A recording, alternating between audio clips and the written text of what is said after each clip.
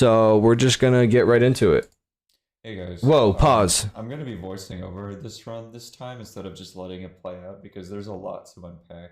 The plan after World Record was to move on to something else like building, PvP, something to look back on, but I decided to just keep running. Okay. Definitely worth it though. Gives me infinite stream content. Anyways, this run has no business being what it is. It probably would have been better if this Trident guy actually landed one shot on me so that I just reset and this didn't happen, but I ended up getting 5 iron out of a buried treasure, which is suboptimal. Ideally, you want at least 7 iron. You can play out a 6 iron buried treasure if you're feeling a little quirky, but it means I won't be able to craft. Honest PR says, hey guys, in Minecraft we are downloading a Jenny mod, flirting with Alex, licking some balls and making a man like me. What? What? Either a bucket or a pickaxe. But luckily there's a portal design that doesn't involve a bucket and I can just craft my pickaxe instead, but it has a lot of backloaded RNG. So that's the main downside of it, is you might waste a minute 30 doing your entire enter just for the ravine not to be applicable. But at this point I wasn't playing to beat my PB. My resetting became a lot more relaxed, so I played enters like this. The goal was to farm sub 10s or just to have fun, I guess. Even then, I'm voting over this ravine around 110, which should be around a 130 enter. Bucketless portals are still a bit slower than your regular portal, but a few other things go wrong too because I'm bad. Quick side note, I got a second flint again in this run, but this time it's because I needed the gravel and I just happened to get flint. So it wasn't an accident this time, I was actually aware. I really botched this portal, unfortunately. I forgot to put dirt beside the cobblestone right there, which prevents lava from flowing in front of the water. If that makes any sense. This portal's a monstrosity. I messed it up again up here too during the drain. It's a hard portal to be prepared for. You probably build this portal like a few times a session, if that. And I'm entering at 151, which is like just fine. But I end up spawning in a basalt wall, which is unironically the lowest quality spawn possible in the nether. But I played it out anyways because my E counter spiked up almost instantly, which let me know that there is a bastion nearby. Just unfortunate I have to dig for another 30-40 seconds just to start my nether out, which essentially turns this nether enter from a 150 to like a 240. Oh. 230. In my mind, this run had already lost all hope, and it definitely should have. But the nether redeems itself when I finally rip some terrain. You'll see why. I'm just digging around for subtitles right now, trying to find any sort of opening. The only subtitle nearby was lava, so it's not a very smooth escape, but it worked out. And right as there's line of sight of the bastion, you can just see the bastion holding hands with the fortress. They're just right next to each other. How does he always get so lucky? Sticking out right next to it, it's a housing. Housing is like probably the best bastion in every situation. The catch with this bastion is that it's totally built in from the top down, so I have to start the route from the top by punching a piglin, bring them all down, and I'll loot the chests later. I'm supposed to die here, but I guess the script was wrong or something, so I actually survive. Starting the route from the top in housing usually brings in around the same amount of pigs, maybe more than a regular manhunt. Damn, dude, how did he survive that? Break a chest. Even though top down is a bit slower in terms of just the raw route, it does get you a lot more chests, which includes a much higher chance of 20 obsidian, which leads to a much higher chance of... That was crazy. How did he survive that?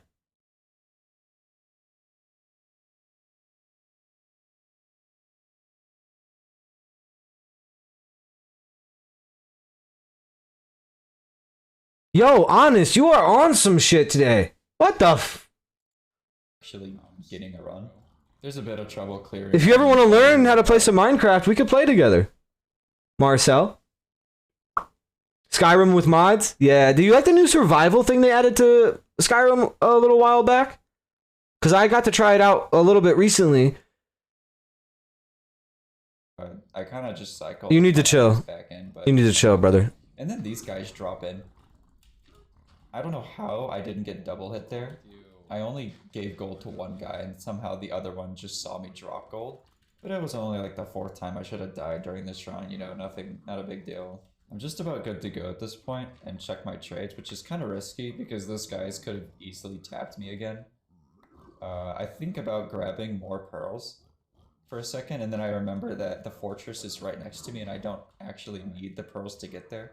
And you also have to consider how slow the enter was alongside the basalt digging, so the only way I'm going to catch up on pace is if I just leave immediately. So now that the route's done, all the piglins are away from these chests and I can finally loot them in hopes of 20 obby.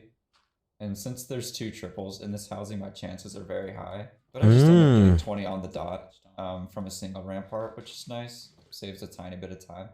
I didn't actually route this fortress in my head while running to the bastion, so I kind of have to wing it here, but the spawner's just right there, sticking out right in front of the bastion, so that makes things a lot easier. I lower my render distance to 6 here, so I can do something called dynamic render distance, and it makes it so once you drop down to 5 render distance, that's when the mob cap really starts to change. And when you lower the mob cap to a smaller confined space, like 5 render distance or lower, it just starts filling that mob cap in that space. And you can see here, I just spawn in 5 or 6 blazes for free. Luckily, there were only 2 wither skeletons though when I did dynamic, because your chances of spawning skeletons or wither skeletons are as high as blazes. So you can get really unlucky. I go 5 for 5 on this fort split, making this a 30-second fort split, which is disgusting. And I'm out of the nether already at around 540. I left on 5 rods. 1 to save pace, and 2 because there were just no other blazes nearby, so if I committed to possibly not even getting a rod, it easily could have dragged this run out for another 30 seconds or just straight up killed it. The eye I threw here ended up breaking, so I'm down to 9 eyes, and in my head that just means the run's dead because the chances of rolling a 3-eye in the end portal is around a 1 in 12. But I still play the run out for the sake of fun or practice. Yeah. Which helps calm any nerves I might have had. Because Wow, 18 plus. That's crazy. There's no way. Cool. Really good play here. I forgot to put on the speed boots, so I kind of just hopped around like an idiot and never put them on. They were just kind of sitting in my inventory to look pretty. Use my last pearl here to clear a lava gap, and I'm nearing the cords really quickly. For a 1200 distance stronghold, this terrain nav is honestly really good. It's scary though because I would have rather used a pearl to prevent fall damage and that easily could have killed me. But it's fine because this run has some sort of plot armor that prevents anyone who plays it from dying. And I'm in the stronghold at 638, which is like a debatable sub 745 pace. So it could have beaten my PB, but it doesn't because I end up going top left in this stronghold because the spike I read on my preemptive where I used the pie chart showed me that I should go this direction. Really sucks I burned 20 seconds just going the wrong direction from a bad preemptive because it puts me back an entire minute barrier. I was able to get some bread out of these altar chests. And now for the moment of truth. Will I get the 3-eye? The one thing that decides the run. No, I get the 4-eye, and then I throw an eye, so that I need the 4-eye, and I enter the end anyways. Like, I wasn't kidding when I said that this run has some sort of plot armor to it, because rolling a 4-eye is around a 1 in 50 chance, and that just casually happened in a moment of crisis. Anyways, I'm gonna let the run play out now, because it's a fast end fight, so thanks for watching, and subscribe. I don't know what it is. That's crazy. Yeah, he could have. God, and it probably insta-purchased too, huh? Yeah. That's crazy. It probably just goes. Wow. Goes, dude. I can't do that. Like, how do guys do this? How do they? Come here, come here.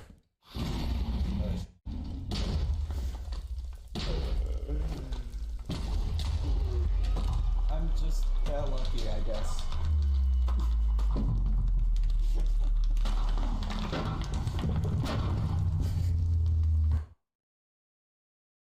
That's crazy.